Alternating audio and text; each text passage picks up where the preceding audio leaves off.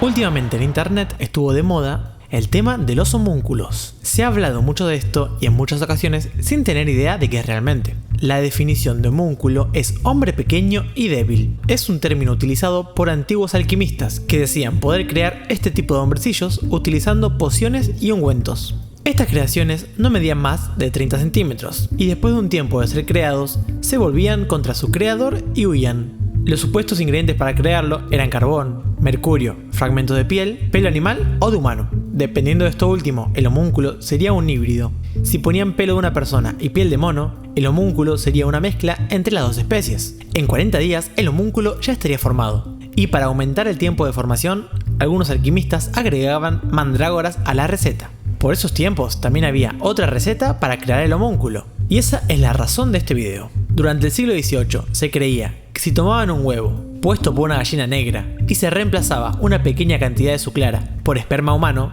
luego de enterrar el huevo en estiércol de caballo por 30 días, surgiría un humanoide en miniatura. Este humanoide con rasgos de pájaro protegería a su creador, mientras él lo alimentara con diversas variedades de semillas. Lógicamente, estas eran solo creencias de la época de los alquimistas. La alquimia fue una pseudociencia que intentaba mezclar lo místico con lo científico.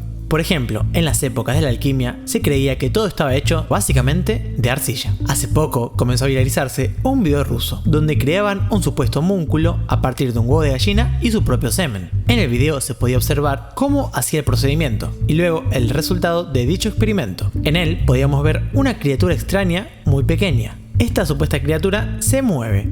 Con la excusa de que la criatura le escupió ácido, este sujeto la destruye aplastándola con un libro. Mirándolo desde el lado científico, lo primero que debemos tener en cuenta es que un huevo de gallina se fecunda dentro de la misma y no fuera. Por eso este huevo ya está fecundado y sería imposible volver a hacerlo. En segundo lugar, y desbaratando todo esto, podemos ver la incompatibilidad entre el humano y las gallinas, ya que nunca podría haber una cruz entre ellos, ya que la cantidad de cromosomas y el ADN son muy diferentes. Por lo tanto, algo así sería totalmente imposible. Muchos afirman que el canal de este ruso tiene como única función engañar a las personas. Por otra parte, hay gente que cree que esto es real. ¿Cuál es tu opinión?